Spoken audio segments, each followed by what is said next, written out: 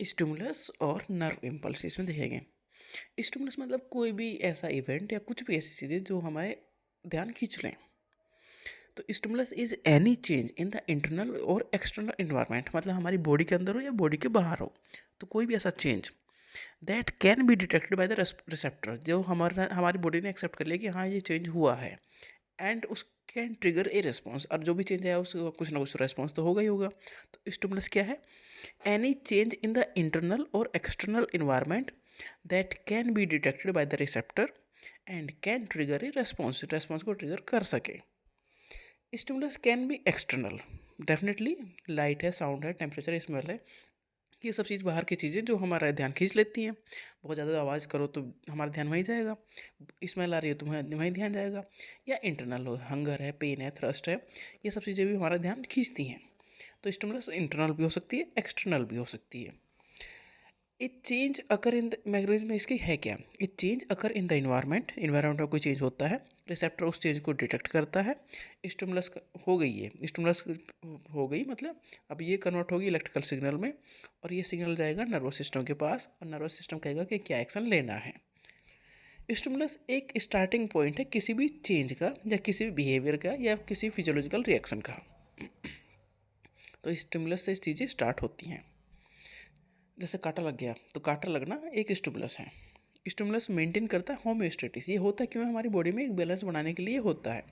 And enable interaction with surrounding, surrounding से interaction बनाए रखने के लिए है कि हम सबके साथ ठीक ठाक रह सकें, उसके लिए ये सब स्टिमुलस है। नर्व इम्पल्स क्या है? नर्व इम्पल्स वो सिग्नल है जो स्टिमुलस की वजह से हुआ है, और नर्वस सिस्टम तक को पहुंचाना है, मैसेज पहुंचाना है। तो नर्व इम्पल्स एक इलेक्ट्रिकल सिग्नल है that travel along a neuron, neuron के अलोंग ट्रेवल करता है, किसके लिए? टू ट्रांसमिट इन्फॉर्मेशन, इन्फॉर्मेशन को ट्रांसमिट करने के लिए, from one part of the body to another, body के एक पार्ट से, स्टिमुलस से लेके दूसरे नर्वस सिस्टम तक उस इन्फॉर्मेशन को पहुंचाने का काम करता है नर्व इम्पल्स। नर्व इम्पल्स है क्या? ये इलेक्ट्रिकल सिग्नल है जो न्यूरॉन के थ्रू ट्रेवल करते हैं। न्यूरॉन यूनिट है नर्वस सिस्टम की, जैसे बॉडी की यूनिट सेल है, ऐसे ही न्यूरॉन नर्वस सिस्टम के यूनिट हैं। तो इलेक्ट्रिकल सिग्नल न्यूरॉन के थ्रू जाएंगे नर्वस सिस्टम तक, फिर वहाँ से जो भी रिस्पॉन्स होगा उसे लेके आएंगे।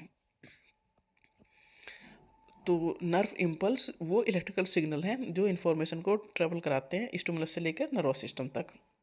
तो transmit information from one part of the body to another. Nerve impulse rapid हैं, डेफिनेटली तेज तो होंगे ही है, ये तो सिग्नल है। और कौन से सिग्नल है? इलेक्ट्रोकेमिकल सिग्नल हैं, इलेक्ट्रिकल भी है और केमिकल भी हैं, जो इन्फॉर्मेशन को कैरी करते हैं न्यूरॉन तक अलॉन्ग ए न्यूरॉन के थ्रू। इम्पल्स में इलेक्ट्रिकल क्या है? इम्पल्स ट्रेवल करती है through neuron as electrical signal, neuron के थ्रू पास होगी जब वो इम्पल्स, वो इलेक्ट्रिकल सिग्नल के फॉर्म में पास होगी। बट एक न्यूरॉन खत्म हो गया तो दूसरा न्यूरॉन शुरू हो रहा है, तो बीच में एक गैप होता है, उसे कहते हैं साइनेप्स। तो वहाँ पर इन्फॉर्मेशन इलेक्ट्रिकल सिग्नल के फॉर्म में नहीं होती, वो ट्रांसमिट होती है ट्रांसमीटर्स के थ्रू, केमिकल्स के थ्रू। तो वो हो गया केमिकल ट्रांसमिशन हो गया, मतलब इलेक्ट्रिकल से ट्रांसमिशन भी हो गया और केमिकल ट्रांसमिशन भी हो गया। तो ये इलेक्ट्रोकेमिकल सिग्नल हो गया। ओके, तो इसकी मैकेनिज्म क्या है? पहले न्यूरॉन एक रेस्टिंग फेज में है, इसे कहते हैं रेस्टिंग स्टेट। इस रेस्टिंग स्टेट में इनसाइड जो है नेगेटिव है, आउटसाइड पॉजिटिव है। ठीक है, अब स्टिमुलस ने जो आउटसाइड पॉजिटिव है उसे अंदर भेज दिया, तो इनसाइड पॉजिटिव हो गया, सोडियम आयन इंटर कर गया तो पॉजिटिव हो गया। ये स्टेट होगी डीपोलराइजेशन। नेक्स्ट स्टेज होगी रिपोलराइजेशन, तो पोटेशियम आयन आउट बाहर की साइड आ गया। तो पहले सोडियम अंदर गया, फिर नेक्स्ट में पोटेशियम बाहर आया।